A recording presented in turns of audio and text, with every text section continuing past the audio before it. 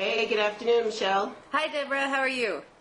I'm good. I guess we should start by introducing ourselves, because we haven't actually met. No, we haven't. So should I introduce myself to you then? Or Sure. do we introduce each other? Okay, no. Well, I'm Michelle Goldberg. I think, we've probably written for a number of the same publications. I'm sure, And yeah. so I feel like I almost feel like I know you because I see your byline Yeah, in so me many too. of the same places that mine has been, and also so many others. But I am a writer. I worked at salon.com for almost all of my 20s, but for the past 4 years I've been mostly caught up writing books. I wrote a book about the religious right that came out in 2006 called Kingdom Coming: The Rise of Christian Nationalism. And shortly after that book did well enough to allow me to kind of parlay it into the book that I'd always wanted to write, which I'm doing now, about the global battle for reproductive rights, called The Means of Reproduction, which is coming out next year, and which I've been kind of circling the globe for the past year and a half or so working on. Ah, well, good for you. I used to do that before kids. Well, if you were at Salon, we definitely were at least working for the same place, because I wrote for Salon for a lot of, 95 until about, a year or something ago. With that as a segue, I've freelanced all over the place. The last place I was on staff was U.S. News and World Report, which is a long time ago. Published 2 books, An American Story in 2000 and The End of Blackness in, 2004, and I'm working on about 18 other books that I can't decide. You talked about the book you always wanted to write. There's like 4 of them that I can't decide which one I'm doing. So in the meantime, I'm teaching journalism and just opining all over the place. Yeah, well, there's enough to opine about lately. There is, but I got to tell you, I'm getting to the point where, with this election cycle being so dragged out, it's I can't blame Joe Average for tuning out. It's gone on for a long time. I know, it's, I've been kind of dipping in and out of it because I'll get, I'll be in the States for a while and I'll get incredibly caught up for it. Then I'll leave for a month or for 6 weeks. And it's hard to stay as invested when you're only reading, when you're going online to kind of catch up with the news every couple of days. It would be great to be able to tune out for a month here and there and then get... Well, yeah, otherwise I find myself, waking up at 4 a.m. with, Hillary Clinton election scenarios going through my head. And she said, what? Yeah. And then you're always doing these shows and stuff, so you have to keep up.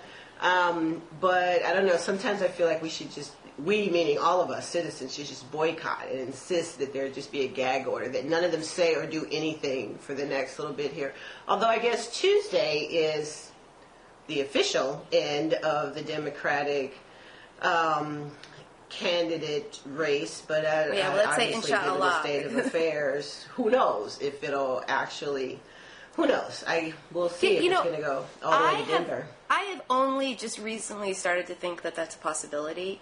I used to just kind of assume that, of course not. She wouldn't do that. I've always, thought well of her, even though I've never thought that she would be the best candidate. But I did used to think well of her as a person and as a politician.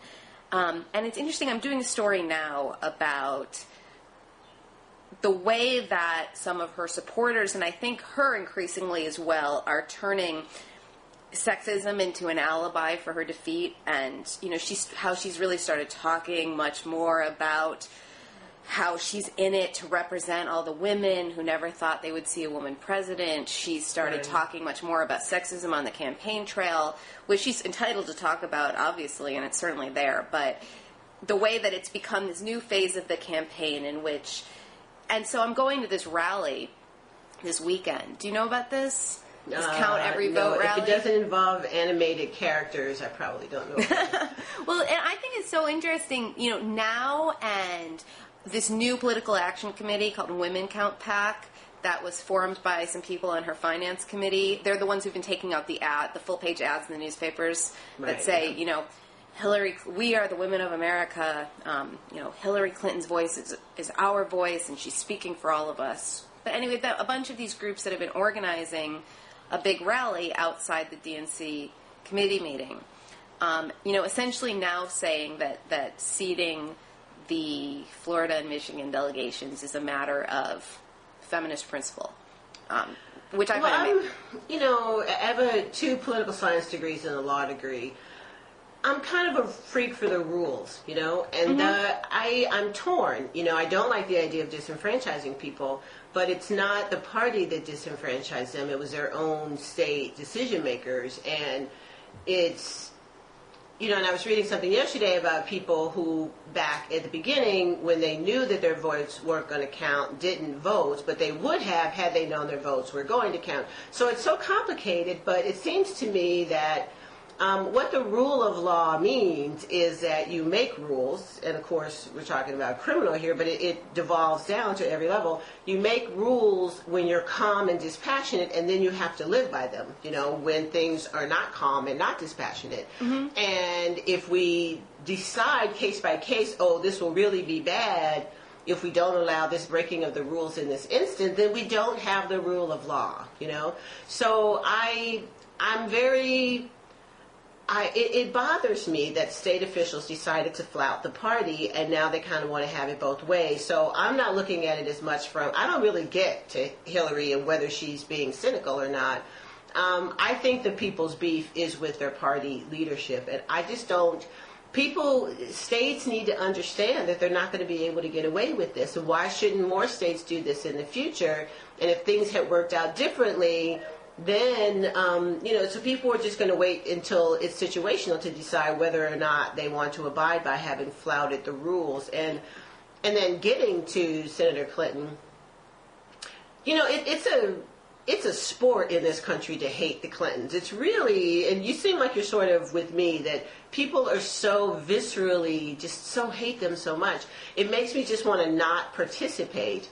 And I just don't get too worked up about their flaws, although the time. But I guess I do, because I never did hate them, and I used to argue with people who would say, that they are just, that they're, kind of Lady Macbeth, and and that they are this kind of power hungry monster couple. I always thought that was, I always. I feel like kind of a sucker because I always stuck up for them. Now you've changed your opinion and you're starting to agree that they are. Now I do start to feel like yes, she would probably do anything. Not because I think she's a monster. What I've come to think about her is that I think that she thinks that she is such a paragon of righteousness, beset by such enemies who either are either have evil intent or else just don't understand that if they would just trust her, everything would be okay. So right. The world is full of either people who are too evil to agree with her or kind of too stupid to agree right. with her, and so anything she does, she's just doing it for the good of us all, and I think that actually makes her almost more ruthless. Well, what if she's just somebody who's absolutely determined to win at all costs? Does she really need to be amoral and venal and think she's so much better than everybody else, or is she just a ruthless competitor? Well, I guess it depends on how she... Are those two things... when you're saying, is she really venal, or does she just want to win at all costs? Right. I would say, those are different failings. Winning at all costs is bad, but being amoral and... Well, I don't know if she's... And it's not that I necessarily think that she's amoral. It's more that I think that... For example, I really do believe that she thinks that Obama cannot win. And that she is just trying to save the party from themselves. But there's a lot to that. Do you think white people will vote for Barack Obama? Well, it's interesting because some of them won't, obviously. But I don't, as far as I've seen, all of the polls show that there's a pretty similar number of people that won't vote for women as that won't vote for African Americans. But when it comes down to a white woman and a black man, and if you know anything about my past, you know that I'm considered to be an Uncle Tom among. So I'm not just somebody who sees racism under every rock. But in the voting booth, and the Bradley effect has been kind of defunct, where supposedly people say they're going to vote for the black candidate and then they actually don't. And everybody thought they would because the polls had been so stable. I think that when it comes to president, and having this black guy who will suddenly become much more African, symbolically than he's ever been before.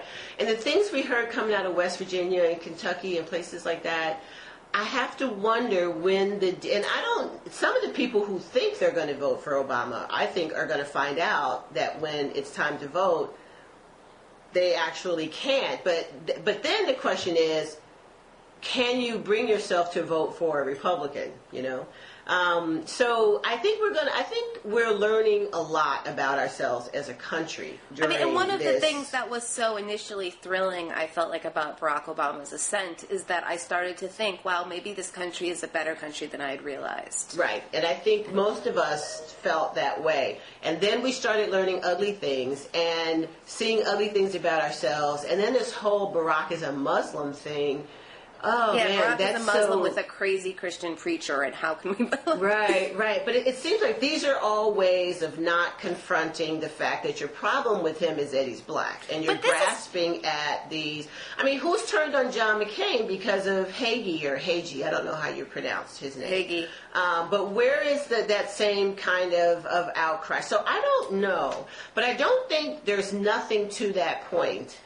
Hillary Clinton's making a good argument that it's, I'm not saying she's right, but it's a potent argument. This guy cannot win in November, and do we want, Bush term 3 or term, 4, if you count the father?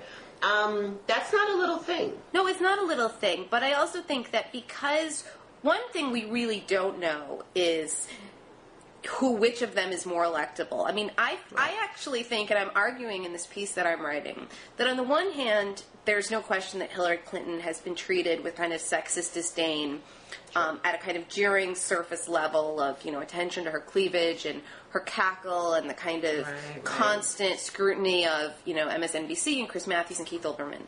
However, I also think that on a kind of deeper level, at the same way that you're talking about people... these issues were ginned up that tapped into this kind of deeper anxiety about electing a black man. Mm-hmm. On a deeper level, we haven't even begun to dig into all of the psychodrama and all of the vulnerabilities that Hillary would bring to the race. And part of that is because Obama has, for reasons I don't really understand, either because I think he's been afraid of alienating the kind of middle-aged, middle-class women that he's going to need to win the popular vote.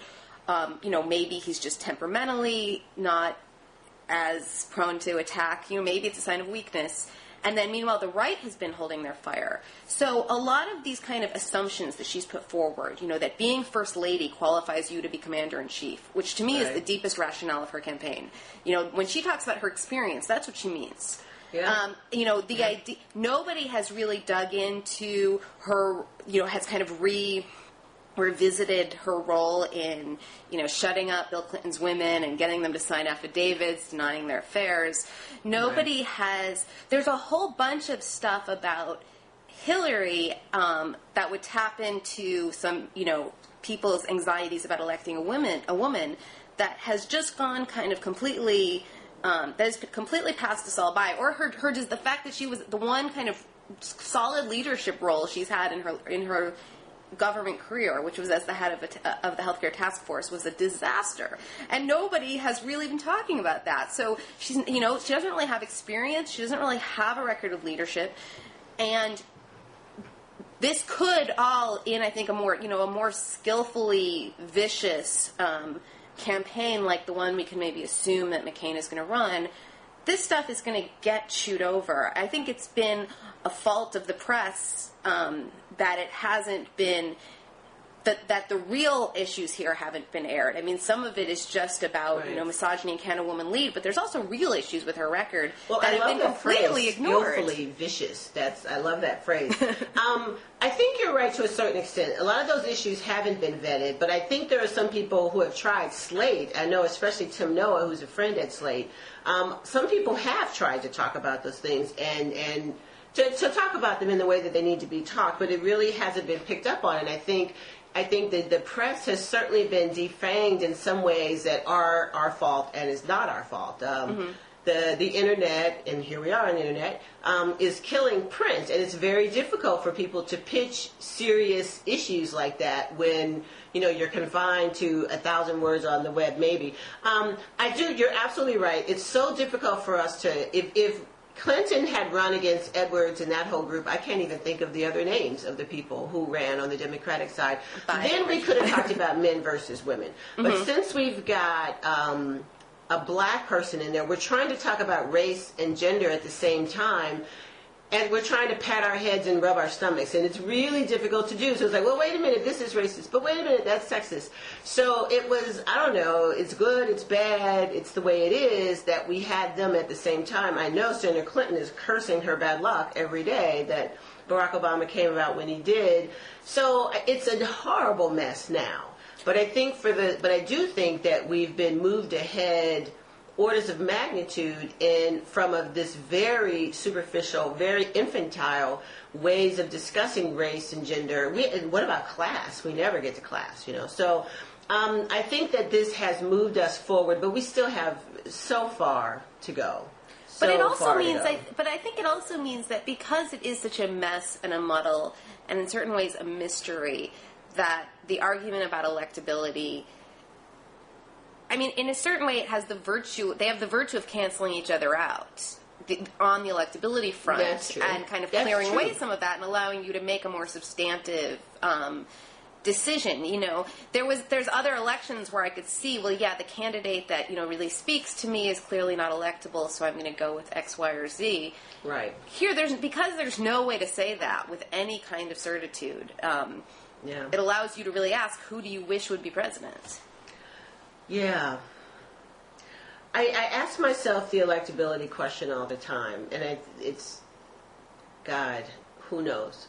And at some point we have to think about the notion we want to win elections, obviously, but there's something about being the party of ideas and the party, obviously I'm a Democrat, there's no point in trying to cover that up. I don't have that kind of energy anymore. It takes a lot of energy to lie.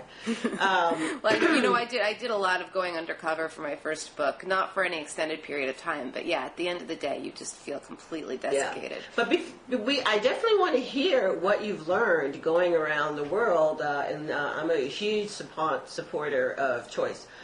So I don't want to end this without finding, and God, given what's going on in the world these days and the place of America in it, I'm dying to know what you're finding as you're traveling around. And I forgot where I was going with that. I think that for those of us who are Democrats who believe that the country is way, way, way off track, and I mean morally and philosophically, I mean, it's taken me a long time to accept that we're torturing people, My parents were Jim Crow sharecroppers. I grew up at the tail end of segregation, and I really thought I had no illusions left.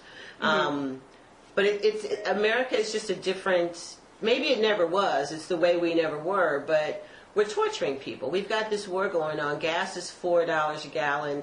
Things are in such disarray, and to my way of thinking, that's the GOP's fault in large measure. So to a certain extent, the Democratic Party needs to be sort of the party of moral redirection and the party of adults who are both philosophical and visionary, but also practical. So to a certain extent, I don't want to lose an election because I think the stakes are unbelievably high. But I think there is something to planting this notion of a gas tax holiday over the summer. I mean, it boggles the mind. Although, can I tell you something fascinating? I was interviewing one of the people who founded this Women Count PAC, and she was, like I said, I wrote my first book about the religious right and spent a lot of time in that world and often felt like I was going into this kind of parallel reality. I read many reviews of your book. What's that? I read many reviews of your book. Where, everything that I knew of, where all the facts were upside down and, it wasn't just different opinions, it was different facts. And I was interviewing this, kind of prominent Hillary Clinton supporter, and she was telling me that Obama's failure to sign on with the gas tax holiday was just evidence of his total disregard for working people. And how could he do this? And and said it, before I had just assumed that this was just a completely cynical maneuver. Right. I mean, I still assume that. But it was the first time I realized, oh my God, people around her really believe this. And was really convinced that this is a sign of Obama's, kind of incorrigible elitism.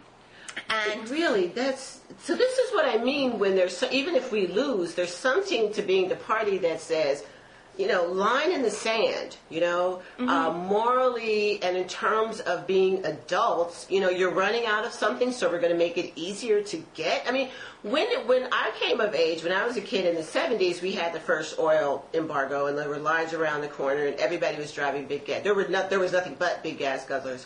And Jimmy Carter did not say, I'm going to make gas artificially cheaper. That's when we brought in small cars and we started conserving energy. And when did we stop being the country that pulled up its pants and said, okay, it's time to do the hard thing? When did we become the country of gimme, gimme, gimme, and tomorrow I'm going to run out of money, but I refuse to think about that? And Bush goes over to Saudi Arabia and begs them to lower the price. I mean, and I actually think that is probably the deepest difference between Hillary and Obama in terms of where their instincts are. Hillary's instincts, I think, are, number one, that we have to win elections, and I agree, we do have to win elections, and so is much more willing to do whatever it takes and more to do that. And she also, I think, believes, I think that, one of the kind of things that Obama has changed my mind about, I used to kind of always repeat that old H.L. Mencken line about, nobody ever went broke underestimating the intelligence of the American people. And I believe that she, kind of, that's in certain ways her kind of guiding philosophy, that she wishes them well, but they're so, kind of deeply stupid and right. ignorant, and that you have to kind of work around that. And there's been a lot of her experiences in the White House and the kind of grotesque slanders that stuck to her, and the kind of barrages of lies that they had to deal with. I can see why they've developed that intense cynicism. Sure. Right. But one of the things that Obama has always, that's so impressed me about Obama, is that he has kind of time and again been willing to stake his future on the proposition that is not actually true. And right. that you can speak to people about unpleasant truths and complicated things. And that you must. And that he believes in it enough to think that that he can do that and still win, and that maybe the point is doing that even more than it is winning. As much as I feel like, really the future of our country depends on winning this election. Yes, but if we all have to become, decadent and moral and amoral and refusing to think about the future, we've got to think about the future. It's going to take us generations to get back to the place that America used to hold in the world. We've got to start now. And if all of our leaders, somebody's got to set an example, somebody's got to set a standard, and I'm not sure at all that Barack Obama can make the trains run on time and actually be a good leader, but a good president, somebody who can sort of do what FDR did at a certain moment in history, what Harry Truman did at a certain moment in history, where people looked Americans in the eye and said, guess what, buckaroos, our moral certitude and knowing that we're doing the right thing, we'll have to take the place of being able to drive every place you want to go. And yes, we may have to leave Iraq, quote unquote, with our tails between our legs. I'm not saying that's what we have to do, but somebody who's willing to say the things that need to be said. And I'm terrified that if Barack or if Hillary Clinton or whoever is willing to play that game, if that becomes the political norm, I mean, that's been the political norm, right? I mean, right. To me, it's about Obama's escaping. swimming against that tide. Yeah, and I guess I understand the argument that maybe it's, I guess it would be the no, we can't argument. Right, yes. Listen, I've got to cut this off. I've got to pick up my kids, but I would absolutely love to try and finish this. Yeah, anytime. I'm around. And I really want to hear about what you're learning in your travels, very, very much. Well, yeah, maybe we could pick that up next time. Okay, so why don't we do a countdown and sign off, I guess is what we need to do. Okay. I guess that's what we need to do. We should say goodbye or something, right? Yeah, well, I really enjoyed talking to you. That just, flew by. Yeah, and I want to pick this up and finish it. So, until next time on Blogging Heads, okay? Okay, thanks so All much. right. Bye-bye. Bye-bye.